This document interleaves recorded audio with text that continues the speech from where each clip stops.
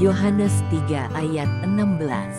Firman Tuhan, karena begitu besar kasih Allah akan dunia ini, sehingga Ia telah mengaruniakan anaknya yang tunggal, supaya setiap orang yang percaya kepadanya tidak binasa, melainkan beroleh hidup yang kekal. Amin. Amsal 1 ayat 7. Firman Tuhan, takut akan Tuhan adalah permulaan pengetahuan, tetapi orang bodoh menghina hikmat dan didikan. Amin. Ketika kita melihat judul video seperti ini, kira-kira apa yang ada di pikiran kita? Tentunya kita bisa langsung menebak isi dari video itu seperti apa. Juga bisa menebak latar belakang si pembuat video itu. Bahkan kita bisa langsung menarik kesimpulan bahwa isi videonya hoax. Sebelum kita ke topik utama yaitu jawaban dan bukti Alkitab terhadap konten video hoax Bapak Mualaf ini, perlu juga kita berkenalan dengan Bapak Mualaf ini. Perkenalan kita akan dilihat dari dua perspektif berbeda, perspektif umum dan perspektif Alkitab.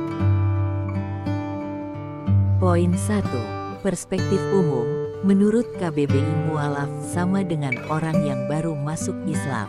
Artinya Bapak ini dulunya beragama Kristen dan meninggalkan Tuhan Yesus. Seorang mualaf harusnya belajar dan berdakwah tentang agama, kitab suci, nabi, dan Allahnya yang baru. Cukup aneh, tinggalkan agama Kristen, Alkitab dan Tuhan Yesus, justru bicara Alkitab dalam banyak video YouTube-nya. Apakah Bapak Mualaf ini tidak mengerti kitab suci agama barunya, sehingga Alkitab menjadi tema dakwanya? Atau mungkin tidak bisa berbahasa Arab, sehingga lebih senang bahas Alkitab ketimbang kitab suci agama barunya?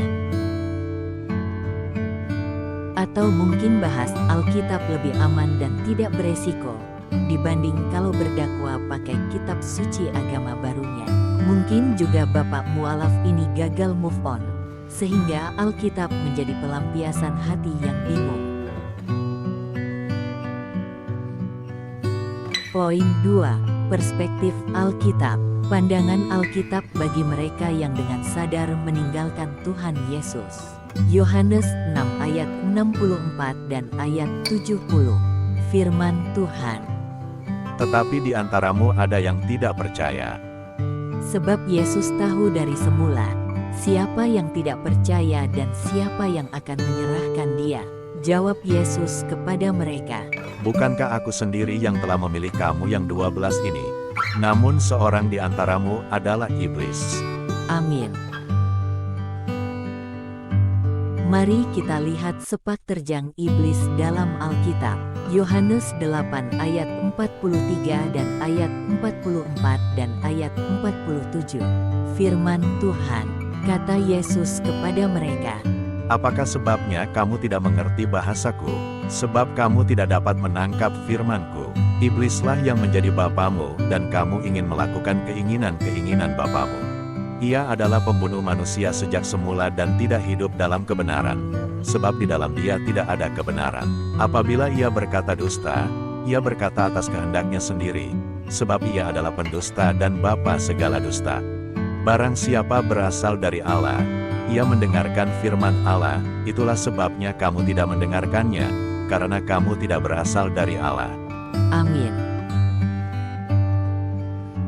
Alkitab menggambarkan sangat jelas sepak terjang iblis. 1. Membantah kebenaran firman Tuhan. 2. Memutarbalikan kebenaran firman Tuhan. Dan 3. Berkata dusta tentang kebenaran firman Tuhan. Jadi, kalau kita melihat atau mendengar konten-konten menyesatkan di media sosial, janganlah heran dan bingung, karena iblis pun bekerja keras untuk menyesatkan manusia. Iblis mau semua manusia binasa di api neraka. Tuhan Yesus mau semua manusia memperoleh pengampunan dosa dan beroleh hidup kekal di sorga. Untuk menikmati janji-janji Tuhan Yesus itu, manusia harus beriman kepada Tuhan Yesus. Dan untuk bisa beriman, manusia harus mendengar Injil. Kita tahu sekarang mengapa iblis senang memutarbalikkan kebenaran Injil. Karena kalau manusia tidak mendengar Injil atau mendengar Injil yang lain, dapat dipastikan manusia itu pasti binasa bersama iblis di api neraka. Sekarang kita masuk ke topik utama, di mana Alkitab yang adalah firman Tuhan akan menjawab dari dirinya sendiri semua keraguan, kepalsuan, dan sesat logika dan hoaks yang dibangun oleh mereka yang tidak mau beriman kepada Tuhan Yesus. Yang perlu kita tahu dan pahami bahwa semua hal yang terjadi dalam diri Yesus Kristus sebagai manusia, mulai dari peristiwa kelahiran, pelayanan, penyaliban, kematian, penguburan, dan kebangkitan adalah 100% pengenapan nubuatan. Alkitab yang adalah firman Tuhan akan membuktikan bahwa semua nubuatan Nabi Tuhan digenapi dengan sempurna. Lukas 24 ayat 44, firman Tuhan. Tuhan Yesus berkata kepada mereka, Inilah perkataanku, yang telah kukatakan kepadamu ketika aku masih bersama-sama dengan kamu, yakni bahwa harus digenapi semua yang ada tertulis tentang aku dalam kitab Taurat, Musa dan kitab Nabi-Nabi dan kitab Mazmur. Amin. Lukas 24 ayat 46 dan ayat 47, firman Tuhan. Kata Tuhan Yesus kepada mereka, Ada tertulis demikian, Mesias harus menderita dan bangkit dari antara orang mati pada hari yang ketiga, dan lagi, dalam namanya berita tentang pertobatan dan pengampunan dosa, harus disampaikan kepada segala bangsa, mulai dari Yerusalem. Amin. Matius 3 ayat 14 dan ayat 15, firman Tuhan. Tetapi Yohanes mencegah Tuhan Yesus, katanya, Akulah yang perlu dibaptis olehmu, dan engkau yang datang kepadaku. Lalu Tuhan Yesus menjawab, katanya kepadanya, Biarlah hal itu terjadi, karena demikianlah sepatutnya kita menggenapkan seluruh kehendak Allah. dan Yohanes pun menurutinya. Amin. Kisah Para Rasul 3 ayat 17 dan ayat 18. Firman Tuhan, hai saudara-saudara, aku tahu bahwa kamu telah berbuat demikian karena ketidaktahuan, sama seperti semua pemimpin kamu. Tetapi dengan jalan demikian Allah telah menggenapi apa yang telah difirmankannya dahulu dengan perantaraan nabi-nabinya, yaitu bahwa Mesias yang diutusnya harus menderita. Amin. Kisah Para Rasul 3 ayat 21 dan ayat 22, firman Tuhan. Kristus itu harus tinggal di sorga sampai waktu pemulihan segala sesuatu, seperti yang difirmankan Allah dengan perantaraan nabi-nabinya yang kudus di zaman dahulu. Bukankah telah dikatakan Musa, Tuhan Allah akan membangkitkan bagimu seorang nabi dari antara saudara-saudaramu, sama seperti aku, dengarkanlah dia dalam segala sesuatu yang akan dikatakannya kepadamu. Amin. Matius 1 ayat 21 sampai ayat 23, firman Tuhan. Ia akan melahirkan anak laki-laki dan engkau akan menamakan dia Yesus, karena dialah yang akan menyelamatkan umatnya dari dosa mereka. Hal itu terjadi supaya genaplah yang difirmankan Tuhan oleh Nabi. Sesungguhnya, anak darah itu akan mengandung dan melahirkan seorang anak laki-laki, dan mereka akan menamakan dia Immanuel, yang berarti Allah menyertai kita. Amin. Kisah Para Rasul 13 ayat 26 dan ayat 27. Firman Tuhan, hai saudara-saudaraku, baik yang termasuk keturunan Abraham, maupun yang takut akan Allah, kabar keselamatan itu sudah disampaikan kepada kita. Sebab penduduk Yerusalem dan pemimpin-pemimpinnya tidak mengakui Yesus. Dengan menjatuhkan hukuman mati atas dia, mereka menggenapi perkataan nabi-nabi yang dibacakan setiap hari Sabat. Amin. Kisah Para Rasul 13 ayat 28 dan ayat 29, firman Tuhan. Dan meskipun mereka tidak menemukan sesuatu yang dapat menjadi alasan untuk hukuman mati itu, namun mereka telah meminta kepada Pilatus supaya ia dibunuh. Dan setelah mereka menggenapi segala sesuatu yang ada tertulis tentang dia, mereka menurunkan dia dari kayu salib, lalu membaringkannya di dalam kubur. Amin. Matius 8 ayat 16 dan ayat 17. Firman Tuhan.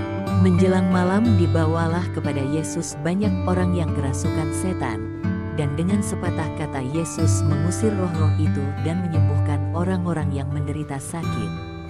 Hal itu terjadi supaya genaplah firman yang disampaikan oleh Nabi Yesaya, Dialah yang memikul kelemahan kita dan menanggung penyakit kita. Amin.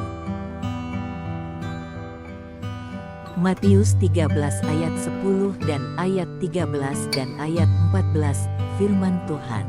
Maka datanglah murid-muridnya dan bertanya kepadanya, "Mengapa engkau berkata-kata kepada mereka dalam perumpamaan?" Jawab Yesus, Itulah sebabnya aku berkata-kata dalam perumpamaan kepada mereka. Karena sekalipun melihat, mereka tidak melihat, dan sekalipun mendengar, mereka tidak mendengar dan tidak mengerti. Maka pada mereka genaplah nubuat Yesaya, yang berbunyi, "Kamu akan mendengar dan mendengar, namun tidak mengerti. Kamu akan melihat dan melihat, namun tidak menanggap." Amin. Matius 13 ayat 34 dan ayat 35, firman Tuhan. Semuanya itu disampaikan Yesus kepada orang banyak dalam perumpamaan, dan tanpa perumpamaan suatu pun tidak disampaikannya kepada mereka. Supaya genaplah firman yang disampaikan oleh Nabi, "Aku mau membuka mulutku mengatakan perumpamaan. Aku mau mengucapkan hal yang tersembunyi sejak dunia dijadikan." Amin. Matius 2 ayat 16 dan sampai ayat 18, firman Tuhan. Ketika Herodes tahu bahwa ia telah diperdayakan oleh orang-orang Majus itu, ia sangat marah. Lalu ia menyuruh membunuh semua anak di Betlehem dan sekitarnya, yaitu anak-anak yang berumur 2 tahun ke bawah, sesuai dengan waktu yang dapat diketahuinya dari orang-orang Majus itu. Dengan demikian genaplah firman yang disampaikan oleh Nabi Yeremia. Terdengarlah suara di Rama, tangis dan ratap yang amat sedih. Rahel menangisi anak-anaknya dan ia tidak mau dihibur, sebab mereka tidak ada lagi. Amin. Matius 21 ayat 1 dan sampai ayat 5, firman Tuhan. Ketika Yesus dan murid-muridnya telah dekat Yerusalem dan tiba di Betfage yang terletak di Bukit Zaitun, Yesus menyuruh 2 orang muridnya dengan pesan, "Pergilah ke kampung yang di depanmu itu, dan di situ kamu akan segera menemukan seekor keledai betina tertambat dan anaknya ada dekatnya. Lepaskanlah keledai itu dan bawalah keduanya kepadaku. Dan jikalau ada orang menegur kamu, katakanlah, Tuhan memerlukannya. Ia akan segera mengembalikannya." Hal itu terjadi supaya genaplah firman yang disampaikan oleh Nabi. Katakanlah kepada puteri Sion, "Lihat, rajamu datang kepadamu. Ia lemah lembut dan mengendarai seekor keledai beban yang mudah." Amin. Matius 12 ayat 15 dan sampai ayat 18, firman Tuhan. Banyak orang mengikuti Yesus dan ia menyembuhkan mereka semuanya. Ia dengan keras melarang mereka memberitahukan siapa dia, supaya genaplah firman yang disampaikan oleh Nabi Yesaya, "Lihatlah, itu hambaku yang kupilih, yang kukasihi, yang kepadanya jiwaku berkenan. Aku akan menaruh rohku ke atasnya, dan ia akan memaklumkan hukum kepada bangsa-bangsa." Amin. Matius 4 ayat 12 dan sampai ayat 16. Firman Tuhan.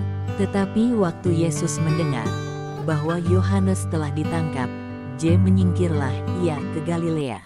Ia meninggalkan Nazaret dan diam di Kapernaum, di tepi danau, di daerah Zebulon dan Naftali, supaya genaplah firman yang disampaikan oleh Nabi Yesaya, tanah Zebulon dan tanah Naftali, jalan ke laut, daerah seberang sungai Yordan, Galilea, wilayah bangsa-bangsa lain. Bangsa yang diam dalam kegelapan telah melihat terang yang besar, dan bagi mereka yang diam di negeri yang dinaungi maut telah terbit terang. Amin. Kebenaran firman Tuhan yang disajikan baru sebagian kecil, tapi sangat cukup sebagai bukti fakta Alkitab. Ada begitu banyak bukti lagi untuk menunjukkan bahwa semua nubuatan Nabi Tuhan tentang Yesus Kristus Sang Juru Selamat dunia sudah digenapi dengan sempurna. Bersyukur Tuhan kita Yesus Kristus yang sudah menyediakan Alkitab yang adalah firman Tuhan. Alkitab menjadi otoritas tertinggi dalam pengajaran dan pengenalan akan Tuhan yang esa dan benar. Juga pengajaran akan iman, pengharapan dan kasih. 2 Timotius 3 ayat 16. Firman Tuhan. Segala tulisan yang diilhamkan Allah memang bermanfaat untuk mengajar, untuk menyatakan kesalahan, untuk memperbaiki kelakuan dan untuk mendidik orang dalam kebenaran. Amin. Sebagai anak-anak Tuhan, kita mengasihi dan mendoakan. Mari kita doakan Bapak Mualaf ini. Semoga sebelum meninggalkan dunia fana ini, beliau mau merendahkan hati dan mau mendengar Injil dan mau beriman kepada Tuhan Yesus. Supaya Bapak Mualaf menerima pengampunan dosa dan menerima jaminan dan kepastian keselamatan sesuai janji Tuhan Yesus. Amin. Yohanes 3 ayat 16, firman Tuhan. Karena begitu besar kasih Allah akan Bapak Mualaf ini, sehingga Ia telah mengaruniakan anaknya yang tunggal, supaya Bapak Mualaf yang percaya kepadanya tidak binasa, melainkan beroleh hidup yang kekal. Amin.